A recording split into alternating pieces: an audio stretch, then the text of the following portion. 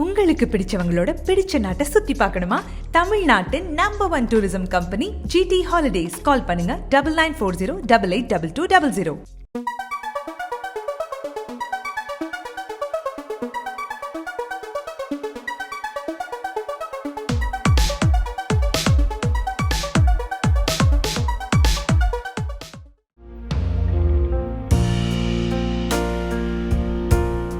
உலகநாயகன் கமல்ஹாசனுக்கு இந்த ஜோதிடம் ஆறுடுமைகள் எல்லாவற்றிலும் நம்பிக்கை கிடையாது. ஒரு நாள் அவருடைய அலுவலகத்துக்கு ஒரு பெண்மணி வந்தவர் கமல்ஹாசன்கிட்ட, நான் கைராக ஜோசியம் இதெல்லாம் பார்த்து சொல்லுவேன், உங்களுக்கு பலன் சொல்லட்டுமா என்று கேட்டார். கமல்ஹாசன் இதில் எல்லாம் எனக்கு நம்பிக்கை இல்லை என்று சொன்னபோது கூட அந்த பெண்மணி விடவில்லை. இப்போ கமல்ஹாசன் அந்த பெண்மணிகிட்ட சொன்னார், நீங்கள் எனக்கு ஜோசியம் சொல்கிறதுக்கு முன்னாடி நான் உங்கள் கைரையை பார்த்து பலன் சொல்கிறேன், எனக்கு கைரையை கொஞ்சம் தெரியும், அதுக்கு பின்னால் நீங்கள் எனக்கு ஜோசியம் பார்த்து சொல்லலான்னு. இப்போ இந்த பெண்மணி கமல்ஹாசன் கையை நிட்ட, இந்த கையை பார்த்த கமல்ஹாசன், இந்த ஜோசியம் பார்க்குறத தவிர நீங்கள் ஒரு வங்கியிலும் வேலை செய்கிறீர்கள் சரியா என்று அந்த பெண்மணி கேட்டார். அந்த பெண்மணிக்கு ஆச்சரியம்னா அப்படி ஒரு ஆச்சரியம், எப்படி அவ்வளோ சரியாக கண்டுபிடிச்சிங்க? இன்னொரு விஷயத்தை சொல்கிறேன், உங்களுடைய கணவரும் அதே வங்கியில் பணிபுரிகிறார் சரியா என்றார். ஆமாம் சார், எப்படி சார் இவ்வளோ கரெக்டாக சொன்னீங்க? நானும் ரொம்ப நாளாக இந்த கைரேகை ஜோசியெல்லாம் பார்க்குறேன்னா கூட இவ்வளவு துல்லியமாக எனக்கு சொல்ல தெரியாது என்றார் இந்த பெண்மணி. இவ்வளவு துல்லியமாக பதில் சொல்லணுன்னா நம்ம காதை கொஞ்சம் திறந்து வச்சுருந்தா போதும். நீங்கள் அரை மணி நேரமாக இங்கே பேசிகிட்டு இருந்தெல்லாம் கேட்டேன், அதை வச்சு தான் இந்த ரெண்டையும் நான் சொன்னேன் என்று கமல்ஹாசன் சொன்ன உடனே அந்த பெண்ணுடைய முகத்தில் இருந்த சிரிப்பு அப்படியே காணாமல் போய்விட்டதான். இது போன்ற செய்திகளால் பலரையும் அடிக்கடி ஆச்சரியப்படுத்துகின்ற ஒரு கலைஞர் தான் கமல்ஹாசன்.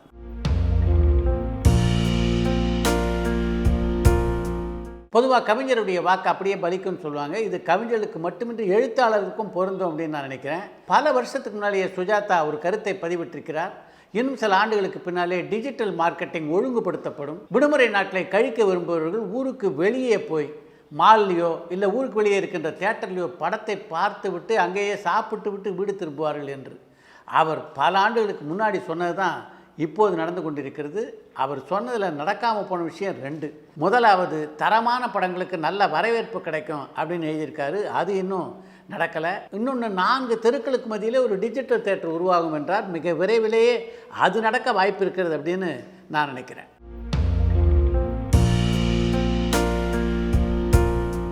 அஜித்துக்கிட்ட ஒரு பத்திரிகை நிருபர் பல கேள்விகளை தொடர்ந்து கேட்டார். உங்களுக்கு ரொம்ப பிடித்த இயக்குனர் யார் அப்படின்னு கேட்டார். என்னை இயக்கி கொண்டிருப்பது இந்த ஆண்டவன், அதனால் அந்த ஆண்டவனை தான் எனக்கு பிடிக்கும், தனியாக இயக்குநர்களை பற்றி என்னால் சொல்ல முடியாது என்று அவர்களுக்கு பதில் சொல்லிவிட்டார் அஜித். அதே மாதிரி உங்களுக்கு பிடித்த கதாநாயகர்கள் யார் யார் அப்படின்னு கேட்டால் அதற்கும் ஒரு முறையாக பதில் சொல்லலை. உங்களுக்கு பிடித்த கதாநாயகர்கள் யார் யார் என்பதற்கும் அஜித்திடமிருந்து சரியான பதில் இல்லை. அந்த நிருபர் அஜித்தை பார்த்து அடுத்து ஒரு கேள்வி கேட்டார், நீங்கள் யாரையாவது பார்த்து இவ்வளோ அழகாக இருக்காங்களே அப்படின்னு பிரமிச்சிருக்கீங்களா என்று. அதற்கு மட்டும் மிகச்சரியான பதிலை சொன்னார் அஜித். ஆமாம், பிரமிச்சிருக்கேன், இவ்வளோ அழகாக இருக்காங்களேன்னு பல முறை நான் அவங்கள பார்த்து பிரமிச்சிருக்கேன், அதுக்கு பின்னால் அவங்களையே நான் திருமணமும் செய்து கொண்டேன் என்று அந்த நிருபருக்கு பதிலளித்தார் அஜித். ஒரு சின்ன சஸ்பென்ஸோடு சொன்னாலும் நல்ல பதில் இல்லை.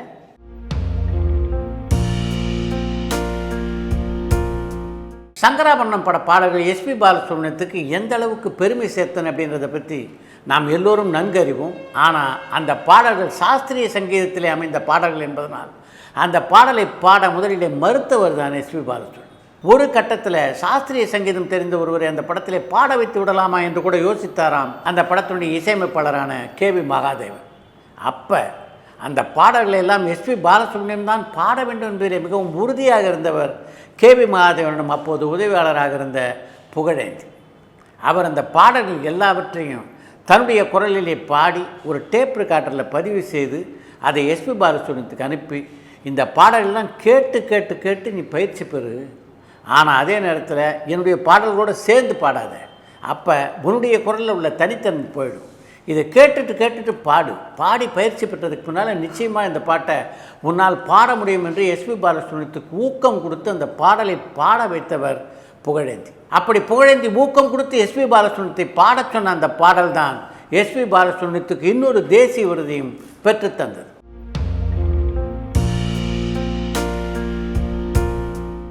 சேலத்தில் சர்வாதிகாரி என்ற திரைப்படத்தில் எம்ஜிஆர் நடித்து கொண்டிருந்த போது அவருக்கு மிகவும் நெருக்கமாக இருந்தவர் எழுத்தாளர் ரா. வெங்கடசாமி.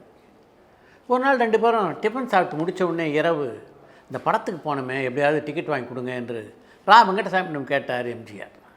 அவர் கேட்ட உடனே வெங்கடசாமிக்கு எதனால் அந்த படத்தை பார்க்க எம்ஜிஆர் விரும்புகிறார் அப்படின்னு புரிஞ்சிருச்சு. எம்ஜிஆர் குறிப்பிட்ட அந்த திரைப்படம் ஓடிக்கொண்டிருந்த ஓரியண்டல் டாக்கீஸ் அதிபர் ரா வெங்கடசாமியுடைய மிக நெருங்கிய நண்பர் அப்படின்றதுனால எப்படியாவது 2 டிக்கெட்டுகளை தருமாறு அவரிடம் கேட்டார் வெங்கடசாமி. என்ன துரதிருஷ்டம்னா அன்றைக்கு டிக்கெட்டுகள் எல்லாமே விற்று தீர்ந்திருந்தன. எப்படியாவது எனக்கு 2 சீட்டுகள் வேண்டும் என்று ரா வெங்கடசாமி கேட்டபோது அந்த நண்பர் ஒரு யோசனையை வெங்கடசாமிகிட்ட சொன்னார். கேபினில் வேணா 2 சீட்டு போடுறேன், அங்கேருந்தே வேணா படம் பார்க்குறீங்களான்னு. எம்ஜிஆர் அதற்கு ஒப்புக்கொள்வார் என்று ரா வெங்கடசாமி முதல்ல நினைக்கல. என்னுடைய நண்பர் இந்த கேபின்லேயே 2 சீட்டு போடுறார், அங்கே உட்கார்ந்து நீங்கள் படம் பார்க்க தயாரா என்று எம்ஜிஆரிடம் கேட்டபோது உடனடியாக சரி என்று ஒப்புக்கொண்டு அந்த தேட்டருக்கு கிளம்பி விட்டார் எம்ஜிஆர். அந்த அளவுக்கு எம்ஜிஆர் ஆர்வத்துடன் அந்த படத்தை பார்ப்பதற்கு காரணமாக இருந்தது யார் என்பதை உங்களுக்கு நான் சொல்லியே ஆக வேண்டும். அந்த படத்திலே கதாநாயகர் நடித்தவர் வி.என். ஜானகி. அப்போ எம்ஜிஆர் ஜானகியை காதலித்து கொண்டிருந்தாரே தவிர அவள் இருவருக்கும் இடையே திருமணம் நடைபெறவில்லை.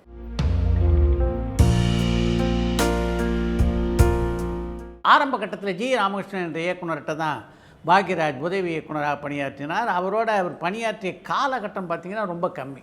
அதற்கு பின்னாலே பாக்யராஜ் மிகப்பெரிய ஒரு புகழ் பெற்றதும் தன்னுடைய நண்பர் ஒருவருக்காக ஒரு படத்திலே பணியாற்றுமாறு ஜி ராமகிருஷ்ணன் அவர் கேட்டுக்கொண்டார். அந்த படம் தான் பொய் சாட்சி.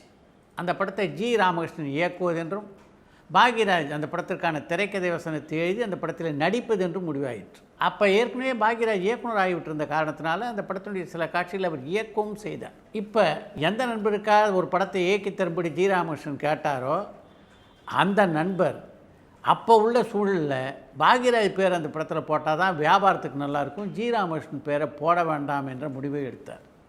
பாக்யராஜ் இந்த படத்திலே பல காட்சிகள் இயக்கியிருந்தாலும் அப்படி ஒரு முடிவை ஏற்றுக்கொள்வதற்கு அவருடைய மனம் சம்மதிக்கலை. இந்த படத்துடைய முழு படப்பிடிப்பு வேலைகளும் முடிவதற்கு முன்னாலே நீங்கள் ஜி ராமகிருஷ்ணன் கூட்டுவாங்க, அவங்ககிட்ட பேசி முடிச்சுட்டு தான் நான் இந்த படத்தினுடைய மொத்த பணிகளை முடிப்பேன் என்று அந்த தயாரிப்பாளர்கிட்ட கூறினார். ஆனால் அந்த தயாரிப்பாளருடைய பேச்சை கேட்பதாகவே இல்லை. அதனால தான் பொய் சாட்சி திரைப்படம் அந்த படத்தினுடைய இயக்குனர் பெயர் இல்லாமலேயே வெளியாயிற்று. ஆனாலும் பாக்யராஜ் அந்த படத்தில் நடித்திருந்ததுனாலும் அந்த காலகட்டத்தில் அவருக்கு மிகப்பெரிய புகழ் இருந்ததுனாலும் அந்த படம் ஓரளவுக்கு வெற்றி படமாக அமைந்தது. தன்னுடைய நண்பர் ஒருவருக்கு உதவுவதற்காக ஜி ராமகிருஷ்ணன் செய்ததுக்கு அந்த நண்பர் ஜி ராமகிருஷ்ணனுக்கு செய்த மறு உதவியை பாருங்கள்.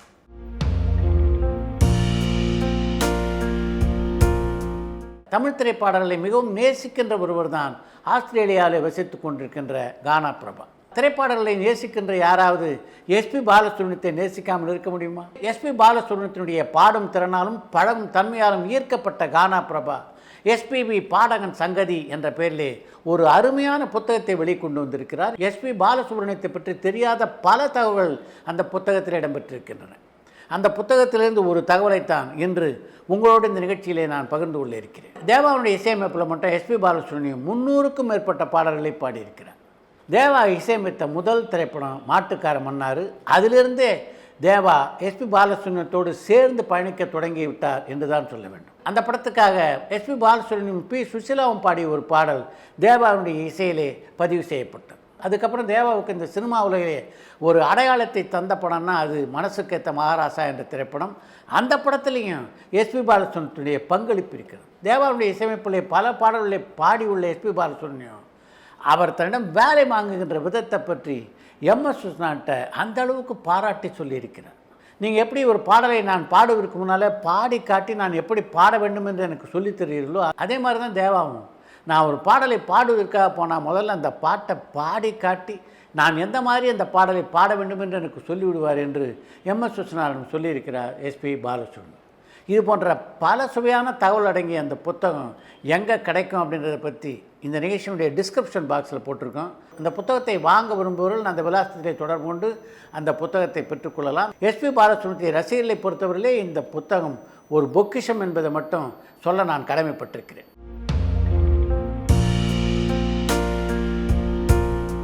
நடிகர் திலகம் சிவாஜி கணேசனோடு மோகன புன்னகை அப்படின்ற படத்தில் நடித்து கொண்டிருந்தார் ஏஆர்எஸ் என்ற நடிகர். அன்றைக்கி அவரை டப்பிங் பேசுவதற்காக அழைத்திருந்தார்கள். இவர் போகும்போது சிவாஜி அப்போ தான் டப்பிங் பேசிவிட்டு கிளம்பி கொண்டிருந்தார். சரி, சிவாஜி எப்படி கிளம்பிடுவார், அதுக்கு பின்னாலே நாம் டப்பிங் பணிகளை தொடரலாம் என்று ஏஆர்எஸ் நினைத்து கொண்டிருந்த போது அங்கேயே ஒரு நாற்காலி போட்டு அமர்ந்து விட்டார் சிவாஜி.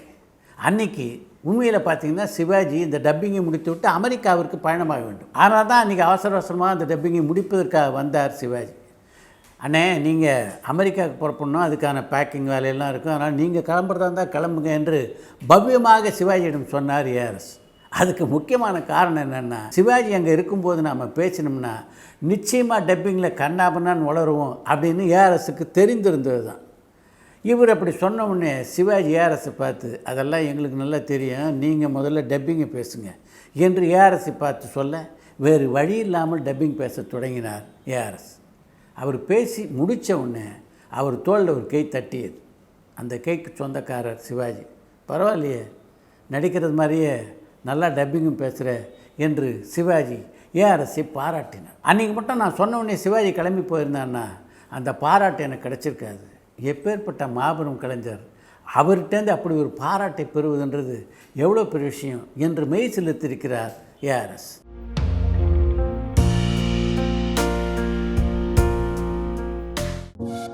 பரபரப்பான சினிமா செய்திகள், நட்சத்திரங்களின் பேட்டிகள், சினிமா வரலாறு ஆகியவற்றை பார்க்கவும் படிக்கவும் உங்களுக்கான இணையதளம் tourantalkies.co.